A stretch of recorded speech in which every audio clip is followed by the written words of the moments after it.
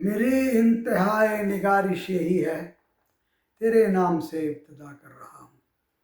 بسم اللہ الرحمن الرحیم، والصلاۃ والسلام علی رسول الکریم۔ بہت سارے کرم فرماؤں نے یہ کہا ہے کہ ظہیر بھائی آپ وہ جو 3 منٹ کی بات کرتے ہیں صحیح ہے، مگر اس کی جو جہاں سے قرآن کے جس مقام سے لیتے ہیں آپ، لازمی ہے وہاں پر کوئی واقعہ ہوگا۔ آپ 1 ڈیڑھ 2 منٹ کی ایک بات کریں اور اسی موضوع پر ایک تفصیل سے اور گفتگو کیا کریں، جو دیکھنا چاہے گا وہ قرآن کے اس مقام کو سمجھ سکے گا۔ الحمدللہ بہت اچھا مشورہ ہے، اللہ آپ کو جزائے خیر دے۔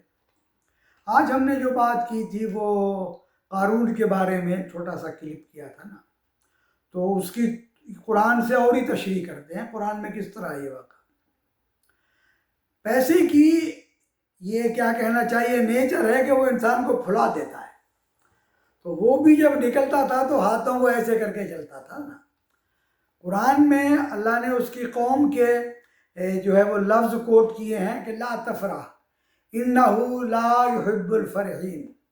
اس کی قوم نے کہا، کیونکہ بنی اسرائیل میں سے تھا وہ، کہ اس طرح اترا کر اور اکڑ کر مت چلا کر، اللہ کو اس طرح اکڑ کر چلنا اور اپنی چال میں مست ہو کر چلنا پسند نہیں ہے۔ اللہ اکبر۔ اس زمانے میں نہیں، آج کے زمانے میں بھی ہے یار بھائی، جن کے پاس بہت ہے اس کو تو چھوڑ دو، ہم میں سے بھی جن لوگوں کو اللہ ذرا سی کشادگی دے وہ بہت پھیل جاتے ہیں۔ خیال رکھنا چاہیے اس کا۔ انہ لا یحب الفرحین، اللہ کو اترانے والے، اکڑ رکھنے والے، اپنے آپ پر فرح و شادہ ہونے والے پسند نہیں ہے۔ اس کی قوم نے منع کیا اس کو۔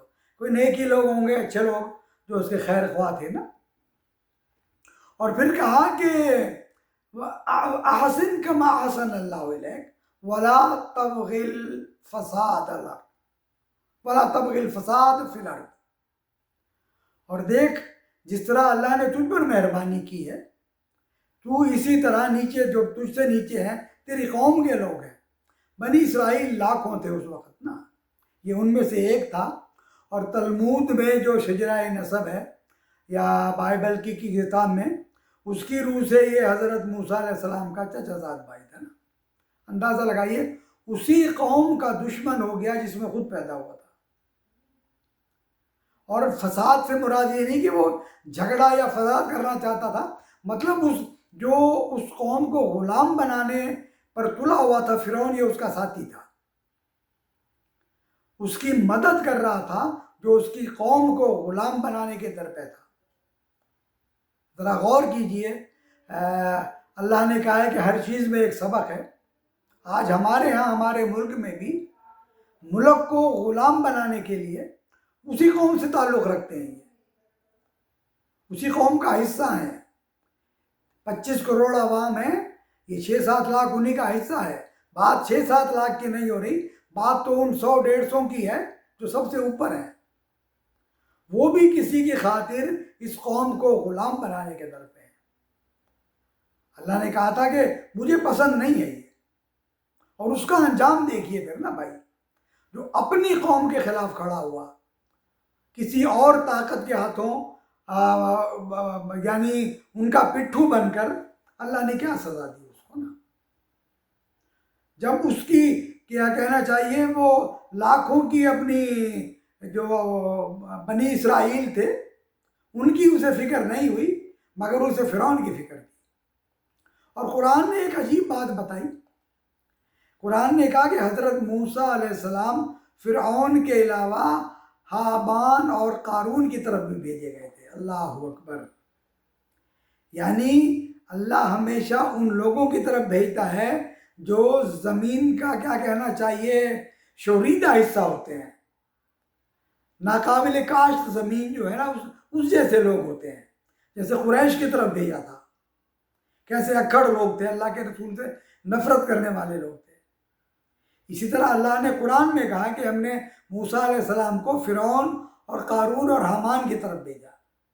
ان میں سے قارون ایک یہ ہے کہ اپنی قوم کے خلاف تلا ہوا ہے، جب اس کے بچے قتل ہو رہے ہیں اسے فکر نہیں تھی۔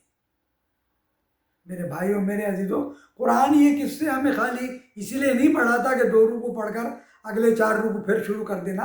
اس میں ہمارے لیے سبق ہے کہ اترانے والے، اپنی کھال سے نکلنے والے، اکٹھا ہو جائے تو اللہ کی راہ میں نہ دینے والے، اپنی قوم، اپنے ملک کے مخالف، ان کا انجام بہت برا ہوتا ہے.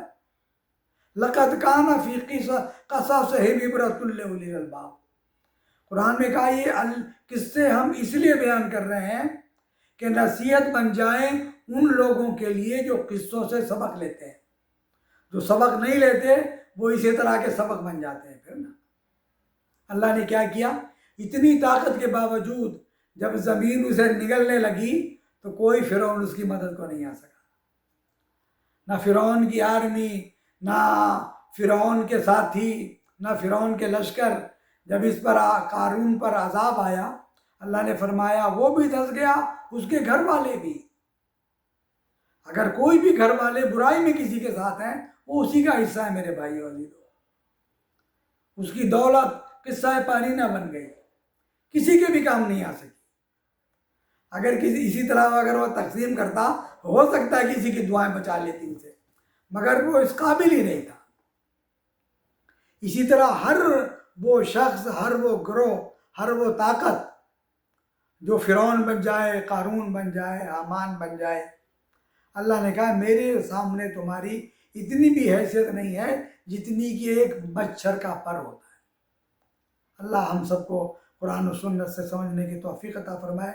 انشاءاللہ تعالیٰ آئندہ بھی ہم ایسا کر دیں گے، قرآن کا جو قصہ ہوگا اس میں سے تھوڑا سا 1.5-2 منٹ میں بات کریں گے اور باقی تفصیل سے انشاءاللہ درس کیا کریں گے. اللہ تعالیٰ ہمیں سن کر عمل کرنے کی توفیق عطا فرمائے. وما علینا الا البلاغ وآخر دعوانا ان الحمد للہ رب العالمین.